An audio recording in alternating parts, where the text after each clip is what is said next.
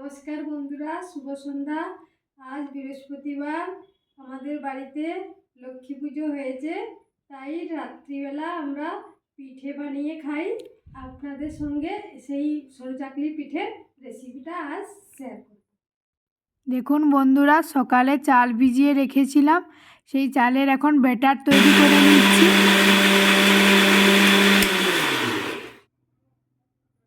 দেখুন কি সুন্দর ব্যাটার তৈরি হয়েছে। এই ব্যাটারে আমি একটু সামান্য লবণ দিয়েছি আর নারকেল দিয়েছিলাম। নারকেলটা নরম, তাই কোড়া সম্ভব হয়নি, মিক্সিতে দিয়ে দিয়েছিলাম। দেখুন এখানে কলার ডাঁটা নিয়ে নিয়েছি। এই কলার ডাঁটার মুখটা একটু থেতো করে নিয়েছি যাতে তেলটা মাখানো সুবিধার হয়। এখন আমি উনুনটা জ্বালিয়ে নিচ্ছি। উনুনটা জ্বালিয়ে নেওয়ার পর কড়াই বসিয়ে আমি এখানে পিঠাটা তৈরি করব। দেখুন কি সুন্দর উনুনটা জ্বলছে। এখন আমি কড়াইটা দিয়ে দেব।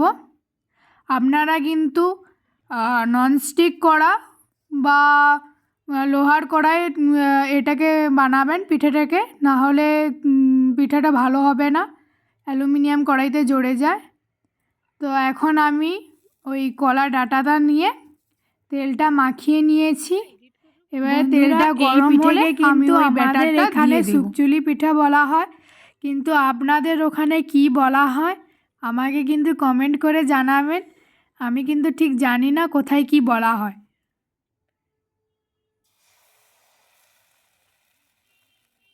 এখন কড়াটা গরম হয়ে গেছে, আমি একটা বাটি নিয়ে ব্যাটারটা ঢেলে দিলাম। এবারে আমি কড়াইটাকে ধরে সুন্দরভাবে পিঠের ব্যাটারটাকে মিলিয়ে দেব, যাতে পিঠাটা পাতলা এবং নরম তুলতুলে হয়। এখন আমি ঢাকনা দিয়ে দেব যাতে ভেতরে চালের যে গুঁড়ো আছে সেটা ভালোভাবে সিদ্ধ হয়ে যায়। প্রথম পিঠে তো একটু জোরে জোরে যাচ্ছে, দেখুন বন্ধুরা, কিন্তু কি সুন্দর হয়েছে পিঠেটা। এখন আমি খুন্তি দিয়ে এই পিঠাটাকে উল্টে দিয়ে ভালোভাবে এপাশটা ভেজে নেব।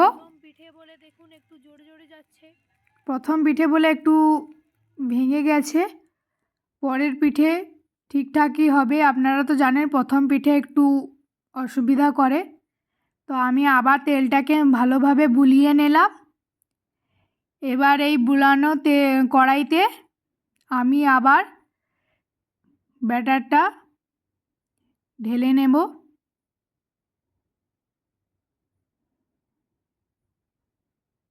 এই দেখুন ব্যাটারটা আমি একটা বাটি নিয়ে ঢেলে নিলাম।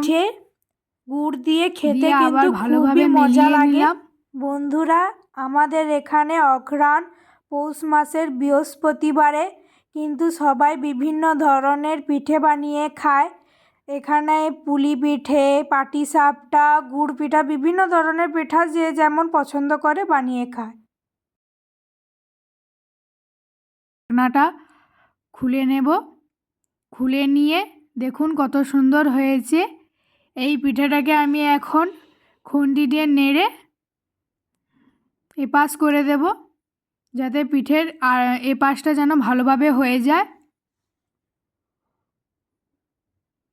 দেখুন বন্ধুরা কি সুন্দর পিঠেটা হয়েছে। ওখানে কি কি পিঠে বানিয়ে খায় আমাদের কিন্তু কমেন্ট করে জানাবেন। পিঠেগুলো ভেজে নিয়েছি।